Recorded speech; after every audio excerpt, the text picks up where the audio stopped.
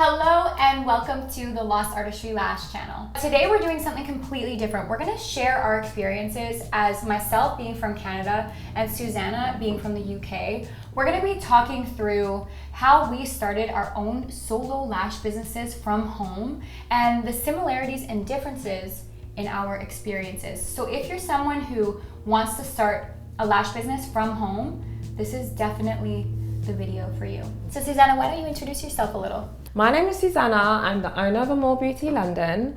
I've been lashing for a little over 6 years now. I started off as a mobile lash tech, then moved into my parents' front room, and now I own my own home studio. I specialize in wispy lashes, of course. I'm really excited to share some tips and tricks about how I got to where I am. Thank you so much for sharing that, Susanna. For those of you who don't know the backstory of Lost Artistry, I definitely started my business very much the same. I started by lashing on my mom-in-law's couch, which I turned into a mobile lash business and then eventually ran my own salon and now my own international lash brand and training institute. So you can start anywhere. It doesn't matter if you're starting by owning a salon or at-home business. You can take it any direction you want, but step number one is starting. So that's what we're here to share today. So maybe we should just dive into it. Let's get into all the details on how you can start a very successful at-home lash business all by yourself. 1, market research. Yeah. So when we talk about market research, we're meaning look into everything about lash extensions. Do you even want to be a lash artist? Yeah. There's a lot that goes into this job. So much. And I think sometimes we have the impression that it's so easy. That I definitely had that impression. I don't know if you did. I did. When I first done my course, I was like, yeah, I'm gonna do this. By week 2, I'm gonna be making money. And that wasn't the case. No, it definitely takes dedication. Dedication not only to learning how to be a lash artist, but also dedication to growing your business. Are you the kind of person, think about this, are you the kind of person who wants to spend the evening watching Netflix? Or are you the kind of person that wants to spend the evening building your business? Because that is actually what it takes. Obviously, you get to a point where you can go back to watching Netflix. I'm not saying that every night you can never watch Netflix again, but it does take hustle. And it doesn't mean just hustling when you're sitting in front of a client putting lashes on. It takes time outside of business hours, studying lashes, figuring out how to market your business, putting yourself out there on social media. Is that something that you're willing to do? If so, then do it. If not, then maybe you want to reconsider. I totally agree. When it was me, when I first started my business, the first couple of years was intense. When I look back now, I'm like, how was I doing that? But I remember at the time having a full-time job and doing lashes part-time after working hours. So I practically didn't have a life. Not to scare you guys, but just to let you know that you need to be dedicated if this is something you want to get into. And it also depends on how big you want it to be. That's true. Because if you just want a little extra money on the side, you can build that with your friends around you, like a small clientele. It's just like a little extra money. Maybe it's just your spending money, maybe it's your trip money, but you just have to figure out, like, where do I want this to go? What is my ultimate goal and what does it take to get there?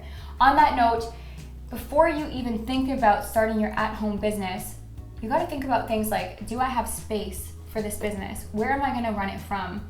It doesn't have to be a huge ordeal. I highly recommend actually starting with less, like both of us did. Yeah. As you heard, Susanna started out as a mobile lash artist, so she didn't even have an overhead cost. She was just going to people to do lashes. And for me, all I had was a couch and a lamp, and I made it work too. So how big do you want to take this thing? Are you ready to invest in it? And also, how much do you want to make service-wise? Definitely want to do your market research. I will say that people often ask, how much should I charge for lash services? And I want to ask you in a minute how much you charge, because there's a different standard of pricing that you can charge based on your area as well as your skill type.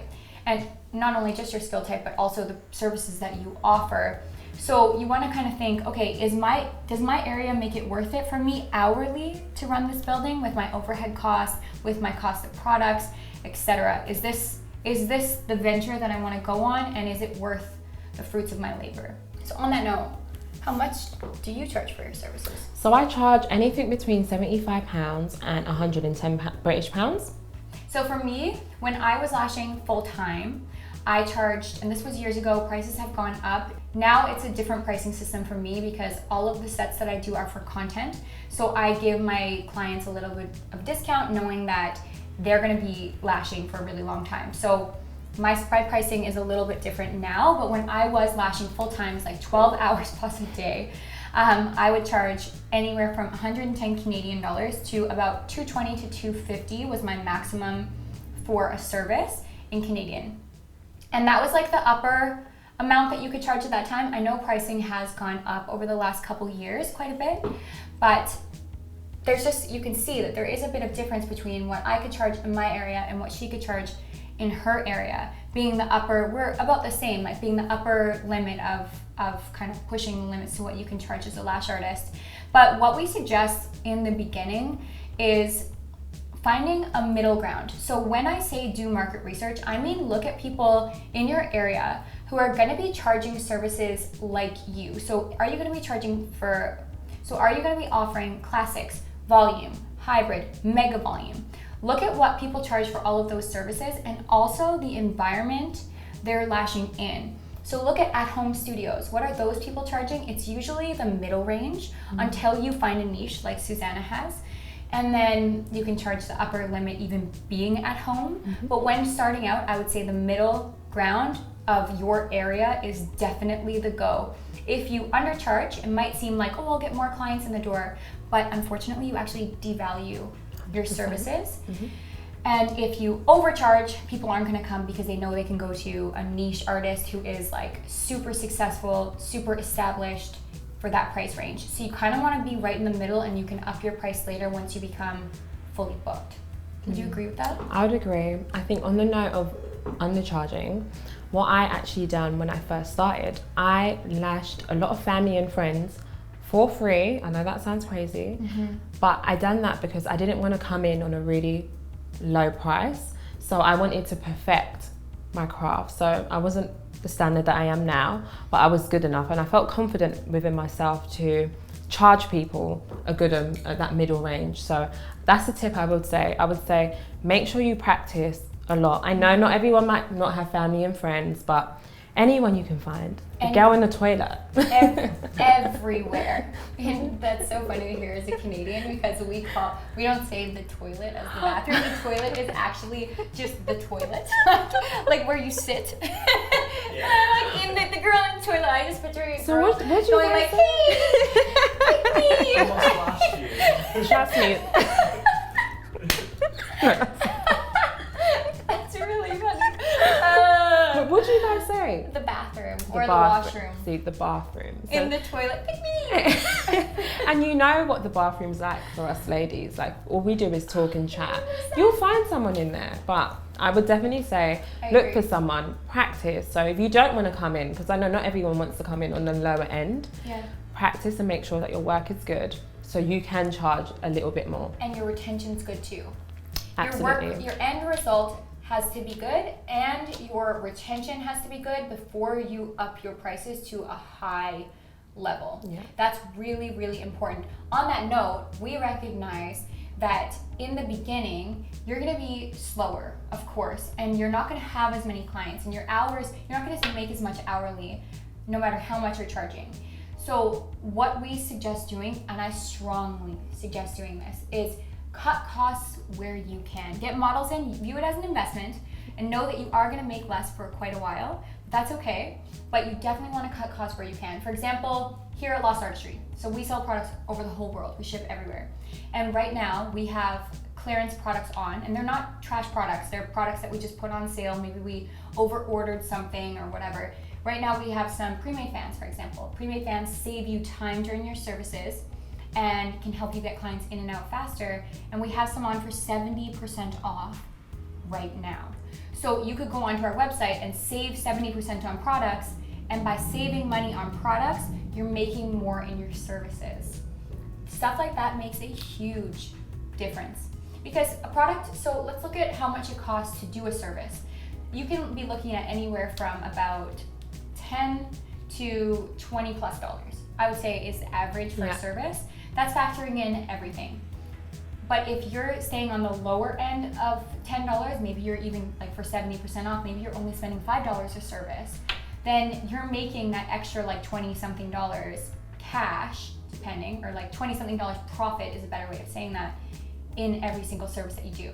And I don't know about you, but I would rather make an extra $10 an hour. I would.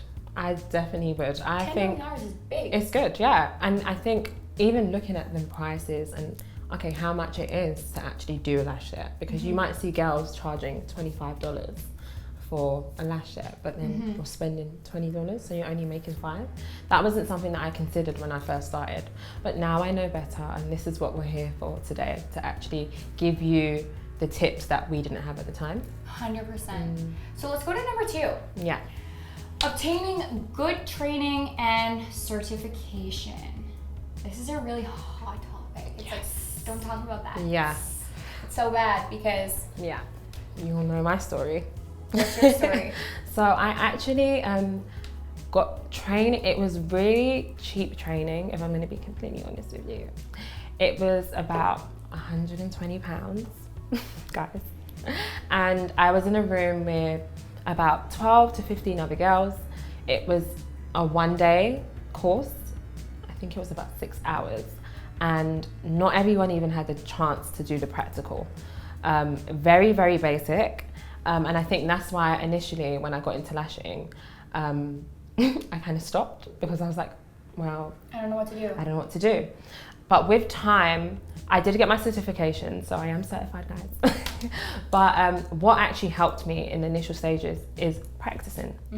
Practicing, learning and making mistakes. Making mistakes, problem solving. I think that is a big thing in the lash industry. Oh, not everyone's going to tell you what to do, but I have problem solved so many things. It could be my client, the next day, my lashes are falling out. Why are they falling out? Figuring it out. Figuring it out. Is it too warm in the room? Am I not using the right am I not using the right glue? Yeah. Am I priming? Are their lashes clean? So I had to really learn a lot of things on my own, and the help of YouTube, but really and truly around that time there wasn't a lot of help. This was in like 2018, but I'm here now today, and I will say it's really important to invest in your training, your initial training. 1 day might be enough for people. For me personally, I need about 2 or 3 days. Yeah, to learn the techniques. That's actually very true. And a lot of courses out there, and this isn't meant to discredit anyone who's training, any trainers who's on here and you do a 1 to 2 training. This isn't me saying your training isn't good. But I will say that there is so much to learn when it comes to lash extensions. It's easy to think, you pick up a lash, you put it on a natural lash, but there is so much to it that can't be taught in a 1 to 2 day course. Unless the lash artist, and this is if you're wanting to train or you are a trainer, this is a good piece of advice. What I like to do for students is, for in-person training, is I will give them the theory to study at home. And I make it mandatory for them to have read every single bit of theory so they understand the ins and outs of lashing before they come in and sit in front of me. Because doing theory, sitting in a class, and this is usually what it's like, doing theory, sitting in a class, staring at a teacher for 8 hours straight and trying to absorb all this information, I feel like students by the end of it are like wobbly and they're looking at you and they're like, it's just going in one ear and it's just sliding out the next. Yeah. And they go home and they're like, what did I just learn? It's like this whirlwind. But if you can break it into digestible sections where it's like, take this information, learn the dry stuff, the theory at home, and then spend 2 days doing like practical hands-on work where it's like, here's how you actually apply the lashes. That seems to be, at least for me, what we do for in-person trainings, that seemed to be the most effective. Honestly, don't be afraid of doing online training. Yeah. Online training's great because you can process little chunks at a time and go back and rewatch the content over and over and over again. But the point in all of this is saying you need reputable training.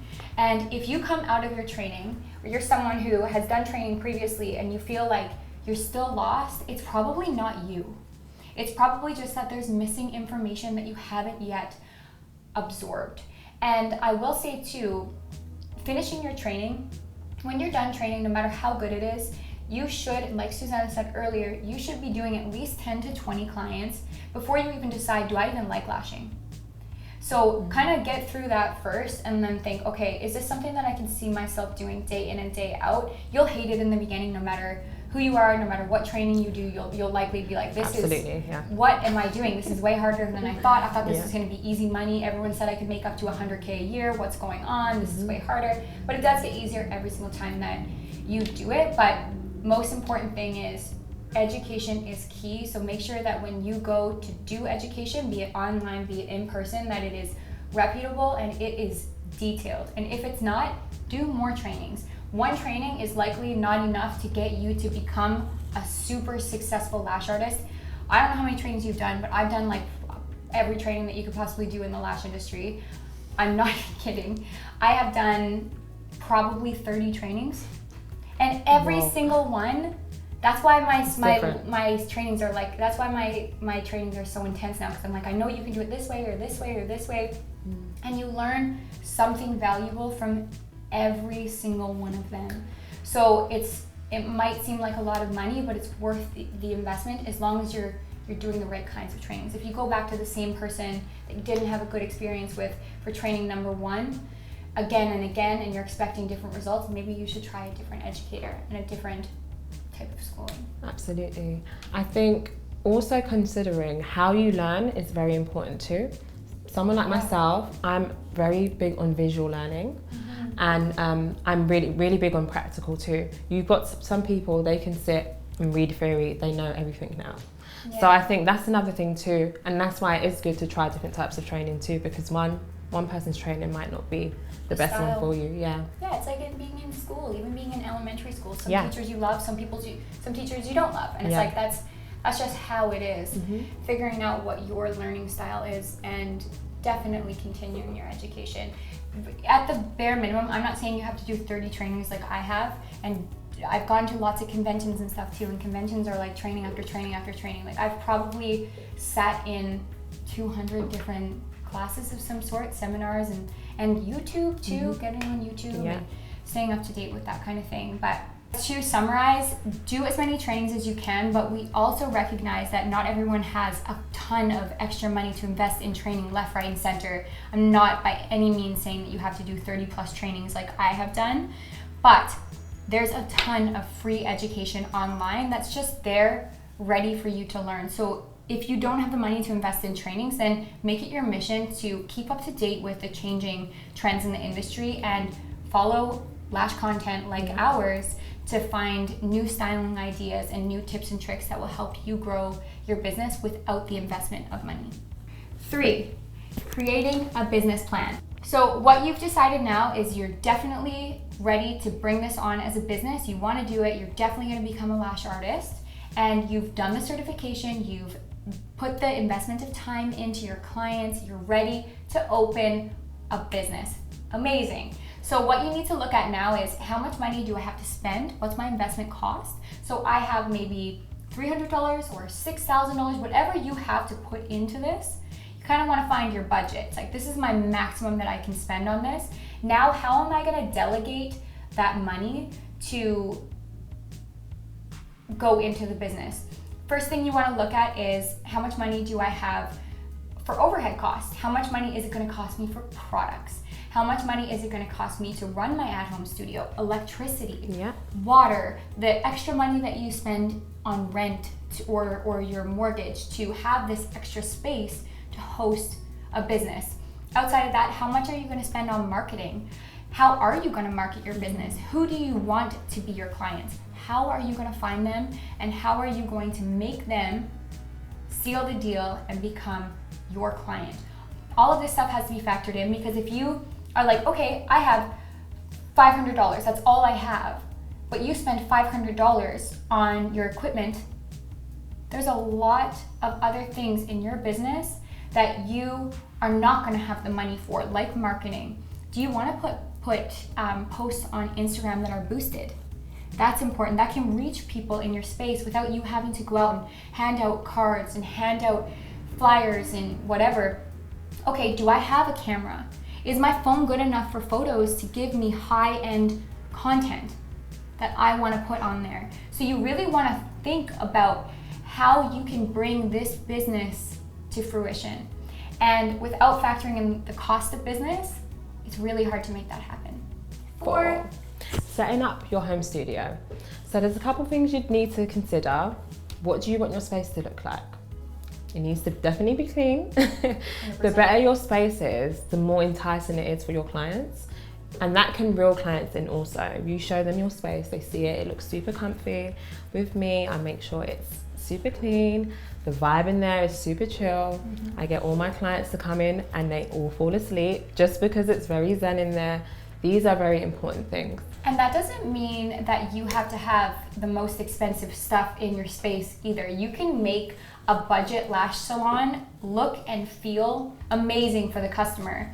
And the things that you maybe lack in your space, you have to make up for in customer service.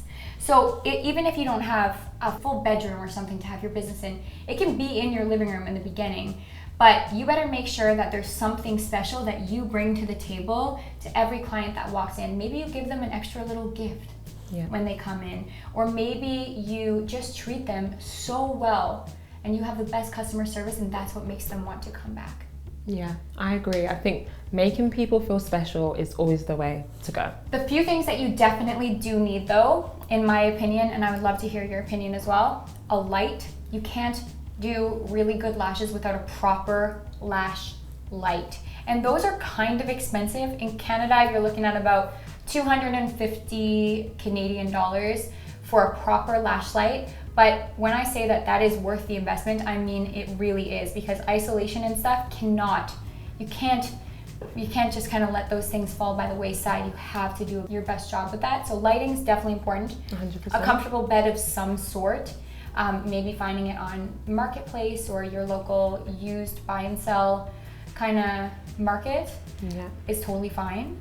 You need a chair for your back, pretty much. Something that's adjustable is ideal so that you can move your chair up and down so that you're saving your body from hunching, because that will eventually do damage and can actually prevent you from succeeding within your business just by virtue of it just being too hard on your body. So I think, as Caitlin said, it's very important in terms of your client's comfortability. The lash bed needs to be comfortable, guys. You can't have people lying on straight beds, no cushioning. It's going to be an uncomfortable experience for them, and it would most likely not want them to come back.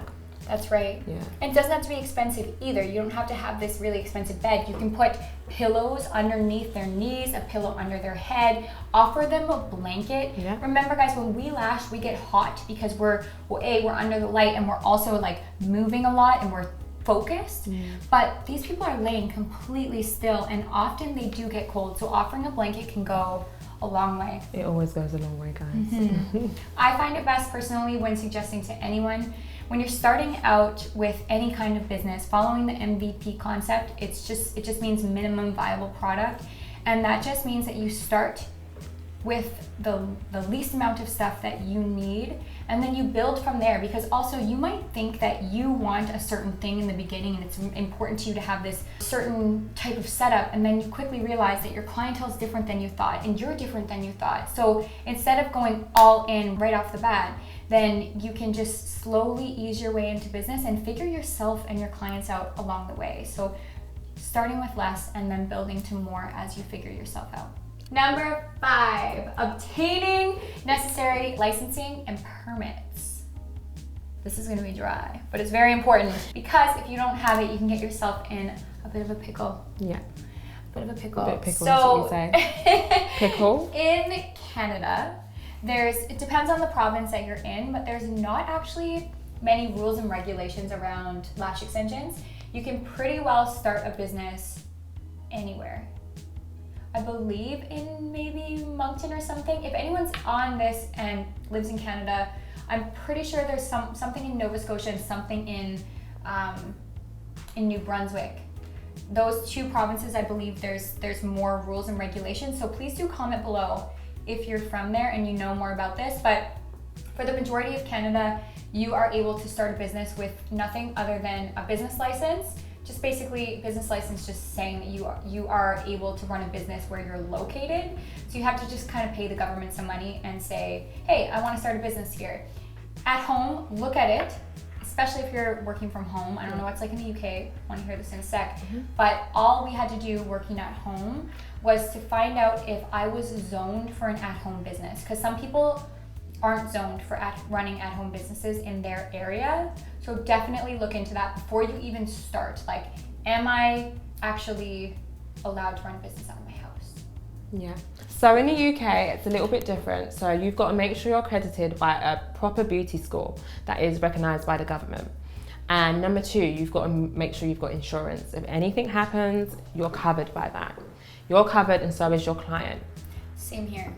Yeah, so let's say it's a dangerous job. You have sharp tweezers around your client's face. So you need to make sure that you have insurance no matter where in the world you are. I think this is a non-negotiable one. Yeah. If you don't have insurance and you are to drop a tweezer, that money that it costs to go through lawyers, lawsuits, all that stuff, is going to be on you. And that is expensive. But if you have insurance, and insurance is really cheap too. It can be as low as like $20 a month, depending on where you get it from. By the way, please look into multiple different companies when you're looking for insurance, because they're kind of greasy and they are known to give you like really ruthless rates unless you get multiple quotes. So definitely, is it like that in the UK too? It's the same there. It's not really expensive. However, what I will say is you need to get insurance. If you want to lash from a home studio, it's a different type of insurance. So make sure you don't get tripped up by that. Yeah, just ask, hey, tell them exactly what you're doing. I'm running a business from home. I just want to insure myself in case anything happens. My client slips in my driveway. Like that kind of stuff. Yeah. My client comes in and falls off the Lash bed or has an incident in the bathroom. All of that is covered. What do I need? And they've done that stuff so many times. So they'll just walk you through all the forms and stuff. You just fill it out honestly, don't lie. Fill it out all honestly and they'll give you an appropriate quote. But that is definitely really important.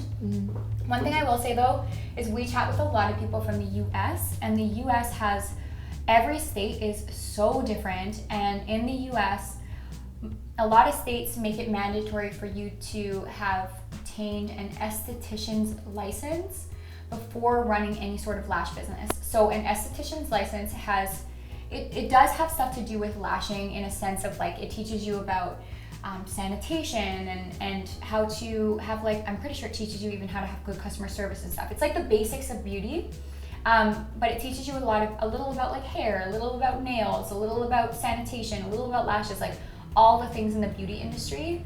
But if your state requires you to become or to have an esthetician's license, then you likely still have to do lash schooling after that, because it doesn't teach you enough about becoming a successful lash artist and more about running a beauty business as a whole and being a beauty provider. So just really do your market research again, reach out to lash artists in your area who have done the thing, and literally open up Google, write in how to start an at-home business in British Columbia, or how to start an at-home business in London, UK, or wherever you live. It will come up, and it might take a little bit of reading, but you'll figure out all the guidelines that you need to follow. 6, purchase quality products. Super important, guys. This absolutely changed the game for me in terms of my tweezers, my lashes, the solutions I'm using. I think for me, what I realized was with the tweezers, you know, when I first started, I don't know what it was like for you, they gave me a straight tweezer, and a curved tweezer, and that was all I knew. And I was using that for about 1 to 2 years without changing it. And one day I just decided, let me try a different tweezer. And that changed the game again for me. My lash sets sped up a lot because picking up was a lot more easier for me. Yeah. Products also, in terms of lashes, that also changed the game for me. I was getting so much better looking lashes, and I actually felt like my retention was a lot better. 100%. Yeah. And glues and everything. Guys, product knowledge is something that it's easy to overlook because it's just like, oh, I'm doing the service, it doesn't matter what I'm using, but it does matter. And especially in the lash industry, when we're working with things like adhesives and stuff, if you don't know about the adhesive that you're using or why you're using it, you might be using the wrong one for not only you, your speed, but also your environment. And that can make or break your retention. So when we talk about products, like I said, glue, very important to know why you're choosing which glue. If you're using a glue that's curing too fast for you, then that glue is likely curing before you make proper connection.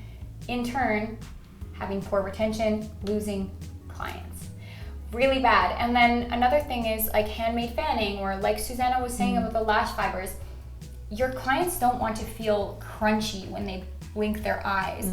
They want to wear a lash set that feels like it's their own lashes. They can't even distinguish between their own lashes and their extensions. So your clients shouldn't feel their extensions at all. So maybe you want to ask your clients, like, are you feeling them? Are they comfortable?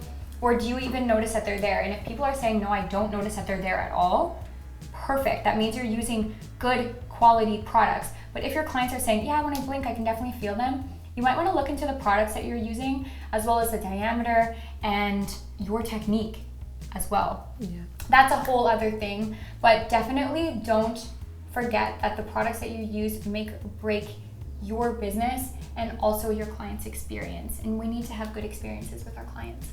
We do. 7. So setting up a professional online presence. So this goes into content, this goes into the ads that you're running, this also goes into the quality of like your images, basically building your brand.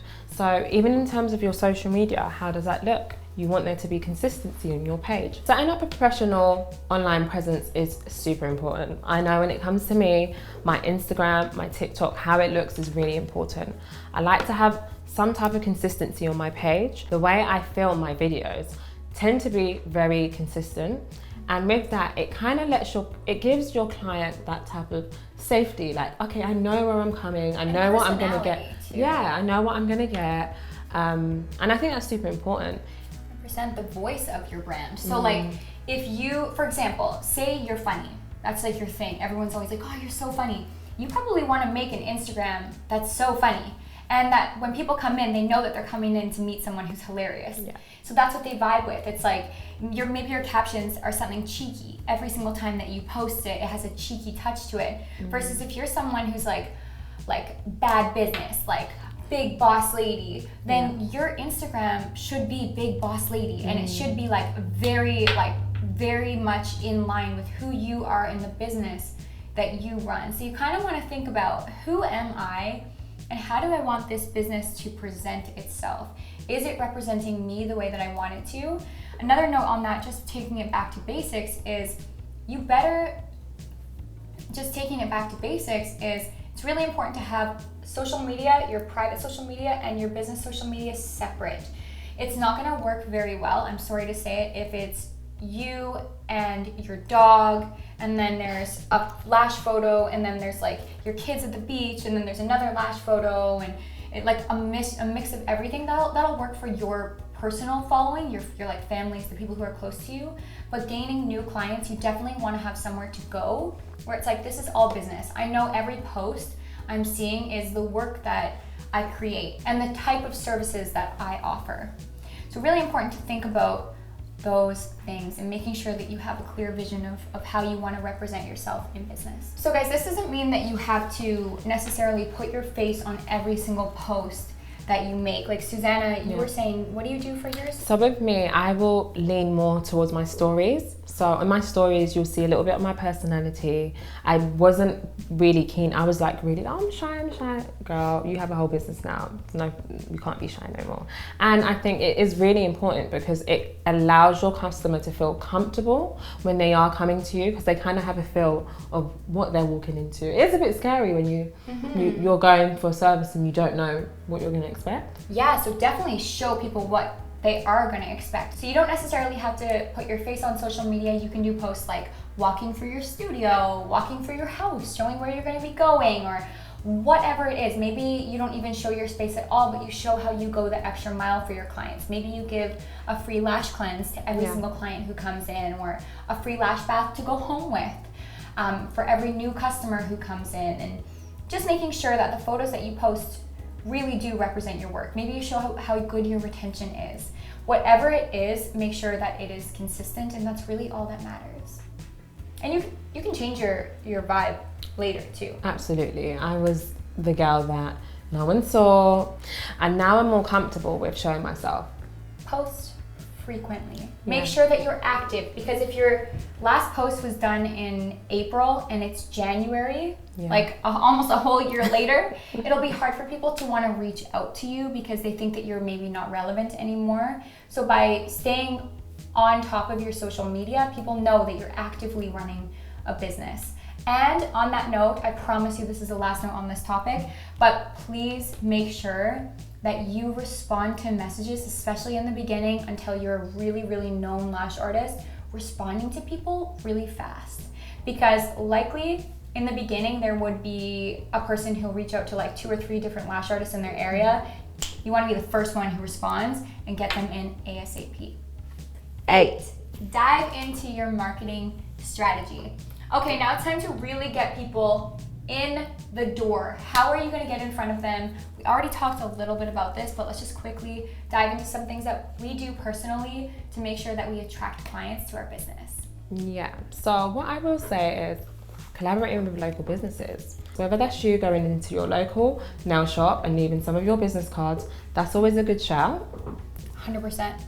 Or finding people at, say, the grocery store. You see someone who's behind the till, they see a lot of people every day. Go up to them and say, hey, I'd love to do your lashes for free. So it can be really nice to use a client like that to break into new markets. So give that person that you do a free lash set, again, looking at it as an investment, give them a free lash set, only one though. The next time they come back, she pays. But then they're seeing a bunch of people every day at the grocery store. Give them some cards as well, and then when people ask them about their lashes, they hand out business cards for you. So you kind of just want to come up with a way to now start getting clients in the door, and it's definitely going to take you putting yourself out there. You know those like bulletin boards that are around? Put some cards on that. Yeah. With a little discount, like 10% off with this card. Take the card. Literally. Well, yeah. Be shameless about it, guys. I know me, a lot of the times, I went on Instagram and I might see a girl and I'm like, oh wow, she's stunning and she would be a great model for More Beauty London. So I'd reach out to them, again, not charge them on the first set, and get loads of content. That is a way of marketing your business. 100%. And then lastly, one thing I want to add, unless you come up with something else as well, but one thing that I have found personally really helpful is reaching out to people in other areas of the beauty industry. Let's say, like Susanna said, nails or facials, hairstyling, and ask them if they would be willing to do trades with you. 100%. That was something I done very early when I started my business, and it's amazing. As you said, think about it. Your nail tech, she's doing nails. She's got really pretty eyelashes, and her client's like, oh my gosh, where did you get eyelashes from? And they're interested in beauty, clearly, because they're getting their nails done. Yeah. So it's like, and it's promoting one another. Maybe then people comment on your nails, you're sending them people, and you kind of go back and forth. You have to get into the community. There's a community there, you just have to break into it, and it might just take getting a little bit crafty, and again, putting yourself out there. This really does take just being shameless, going up to people wherever and trying your best to think about it this way. It's easy to break into your friend groups. It's harder to break into other friend groups. But if you can get in other groups, then you can really expand. 9. Having great customer service. So important. So important. Guys, I know when I go into a beauty treatment and someone treats me amazing, I just want to come back. There's been times I've gone to someone and not that the work was so amazing, but because the customer service was so good, I went back. 100%. And customer service looks like, how do you greet your customers when they come in? Is it a warm feeling? Are you quiet? Are you awkward? This is an industry that we can't really afford to be awkward, unfortunately. We kind of need to be people who have, it doesn't mean that you have to be the loudest person in the room, but you know what I mean. You have to have a level of compassion for people and making sure that you are showing them through words or feelings, because you can't fake it either. Yeah. You have to be grateful for every single client that you see, and make sure that they know that you're grateful for having them in your business. And if they walk in and you give them like a 1 minute, does that feel good? Or does it feel better for you to walk in and someone to be like, Karen, it's so nice to see you. Just 1 second, I'm just in the middle of folding the blankets, want to make sure the bed is super comfy for you. I'll be right out, take a seat. How much, you said the same thing. Yeah. In both those, 1 second, or being warm and welcoming. It starts with how you text or call someone on the phone, how nice you speak to that person, and how happy you feel to have them. I keep coming back to that, like, how grateful are you for these people in your business? And if you want your business to grow, you should be grateful for every single person 100%. that's coming to see you, because you don't have a business without them. Yeah. So why not go the extra mile and ensure that they feel good and you feel good treating them good? Yeah. Does that make sense? 100%. I think now, where we've been lashing for years now, I know I have a genuine relationship with all my clients. It's so weird. I never in 100 years thought I would remember little details about people, but honestly, it gets to that level because your business is your baby and your clients are your business. So let's quickly chat about if we have a client who is rude or a client with poor retention, how we could deal with those clients with good customer service in mind instead of treating them incorrectly. Yeah. I don't know if incorrectly is the right word, but With care. going above and beyond. Yeah, with care, treating them. And it's so funny because we were speaking about this the other day, and guys, again, it's a business. You're going to have people who are unhappy sometimes, but it's so important how you handle that situation. Don't be defensive about it. It's a business at the end of the day. But always remain professional and have empathy. If you was the customer on the other end and maybe your lashes fell out, would you appreciate someone who's understanding to your situation or someone that just shuts you down straight away?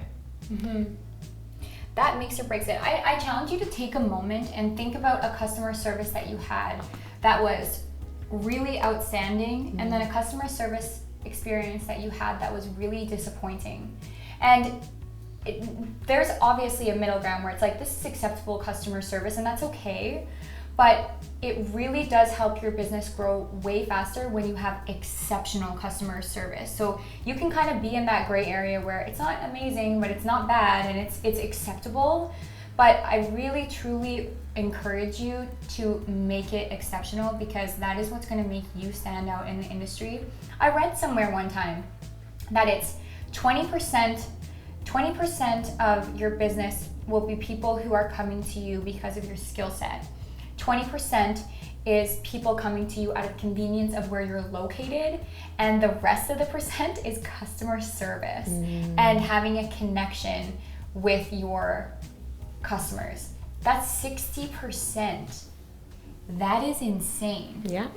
And obviously that's tied up, like there's like pricing and stuff that's tied up in there too, but it's pretty crazy. And I'm sure if you put thought into it, you would really remember the people who were outstanding with customer service, and they might be the people that you still see today. Always. I would say with every of my beauty providers, the people that I do my services with, the customer service is always amazing. So let's talk about someone who, let's give a scenario. Yeah. So if someone came in to you, Susanna, and they said, Susanna, this lash set is quite literally the worst lash set I've ever seen in my life. It's not what I wanted, and I'm super disappointed in this service. What would you say to them? I would say, I'm really sorry that was your experience you had.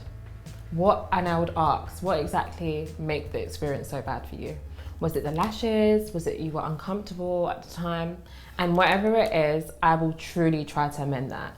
Whether it's, well, I thought my lashes was meant to be fuller than this. All right, babe, I'm gonna schedule some time out in that week too.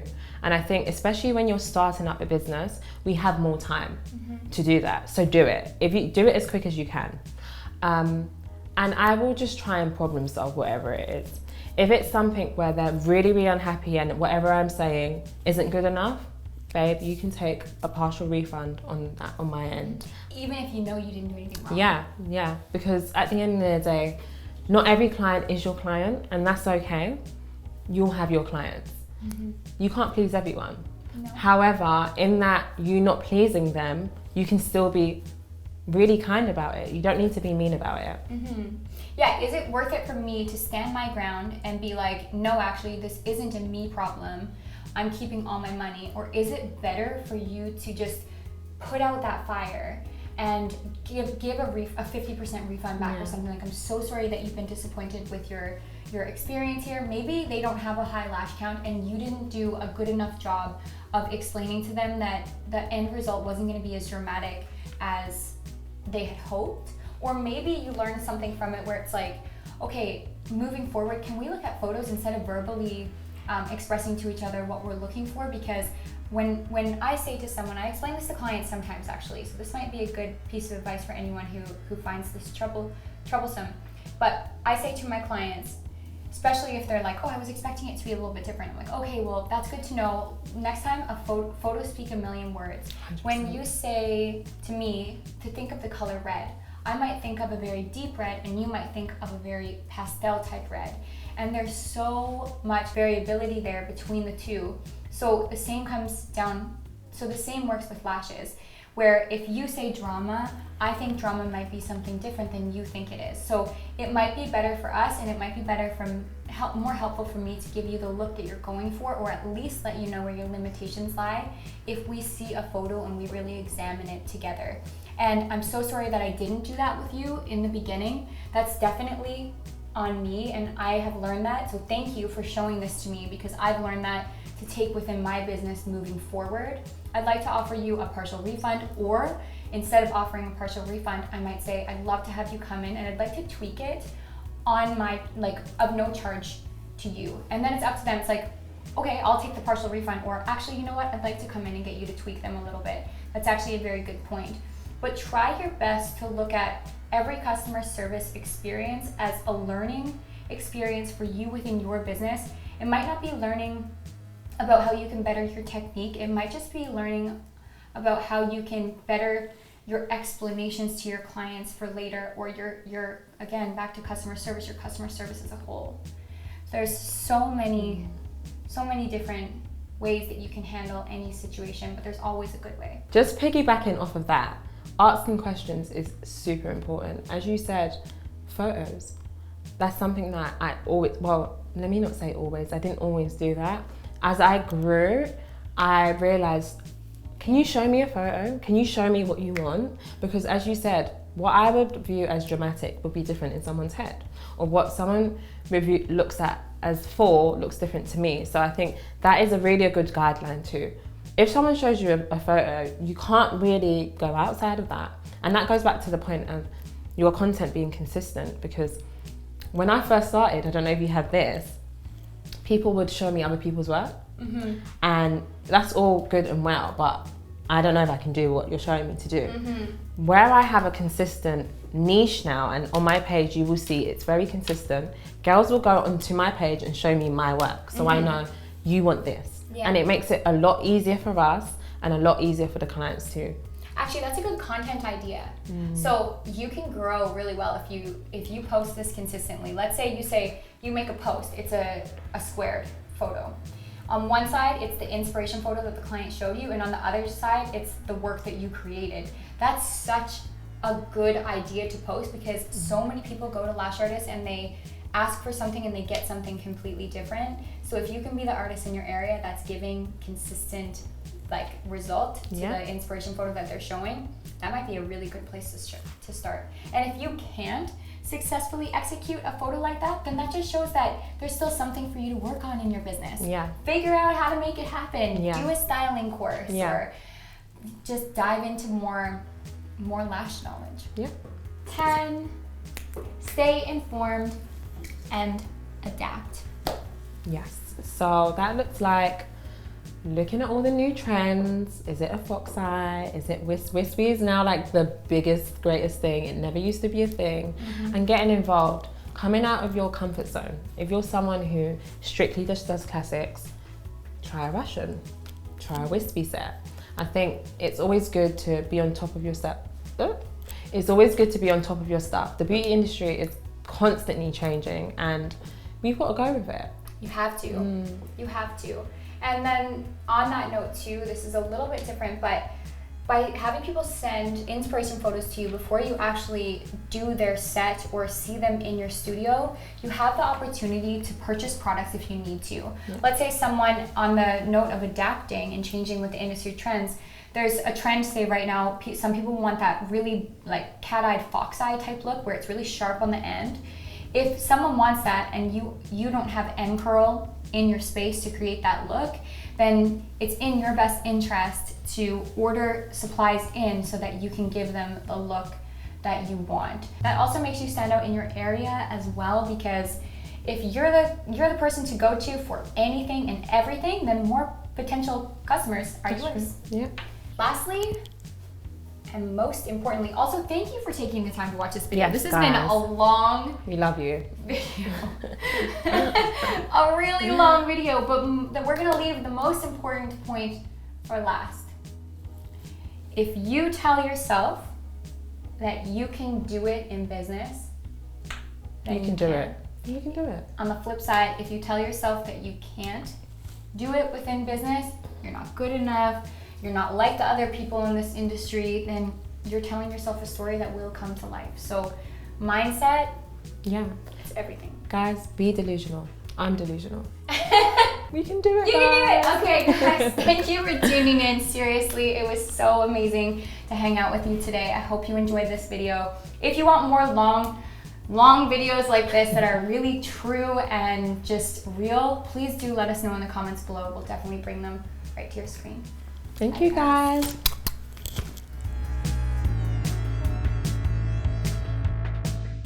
My armpits are sweating.